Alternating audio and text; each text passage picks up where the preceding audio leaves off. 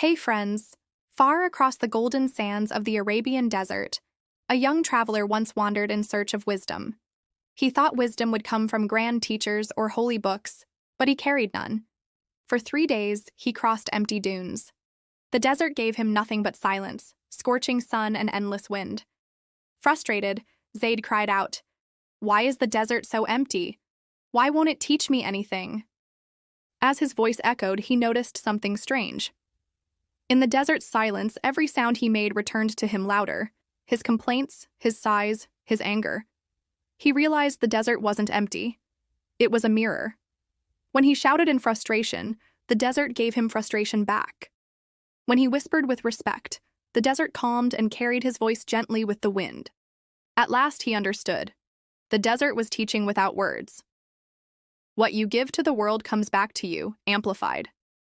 Have you ever had an experience like this where nature seemed to be sending you a message? Share your thoughts in the comments below. And for those who are new here, welcome. We share stories and quotes to help you find inspiration and meaning in your life journey. Let's begin. Zayd's story is a beautiful illustration of a profound truth that has been echoed throughout history by wise teachers and philosophers. It reveals to us the desert's paradoxical nature. The desert, often seen as barren and lifeless, mirrors back to us our inner state of being. This mirrors our thoughts, feelings, and intentions back to us, teaching us valuable lessons about ourselves and the world around us. When Zayd first entered the desert, he was met with silence. In this vast emptiness, he began to feel a sense of disconnection and isolation. The silence of the desert challenged him, forcing him to confront his own restlessness and the noise within his mind. It was this very lack of external stimuli that led him to project his internal chaos onto the desert, demanding that it teach him something. His frustration grew, and in that frustration, he started shouting, sending out angry vibrations into the stillness. The desert, in its silent wisdom, simply reflected back at him what he sent out. It did not judge his anger or try to suppress it. It merely mirrored it, showing him the intensity of his emotions. This moment of realization was a turning point for Zayd. He understood that the desert was not empty, but full of the power to reflect and amplify whatever he chose to send out. It was a lesson in cause and effect, a reminder that our thoughts and emotions have consequences. The concept of the desert as a mirror is a powerful one. It challenges us to look inward and examine our own thoughts, feelings, and intentions before we project them outward into the world. When we do this, we can start to understand the world around us in a new way.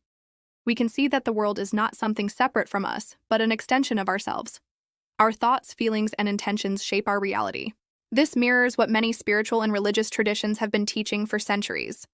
For example, the ancient Greek philosopher Plato said, "The world is but a reflection of the soul."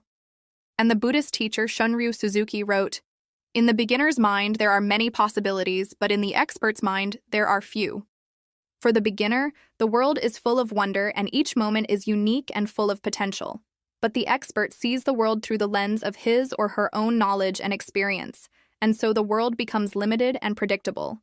So the next time you face a situation that seems difficult or frustrating, take a moment to pause and reflect on your own thoughts, feelings, and intentions. Ask yourself, am I projecting my own inner turmoil onto the world? Am I sending out negativity and then complaining when it bounces back to me? Remember, the world is a mirror, and whatever you send out will return to you amplified. The true power lies within you to change what you're sending out. You have the ability to choose your thoughts, feelings, and intentions. So choose them wisely, knowing that they will shape not only your own experience of the world, but also the experience of those around you. We hope you enjoyed this story and encourage you to share it with others who might find inspiration in its message. Thank you for listening. Until next time, may you find peace and balance in the journey of life.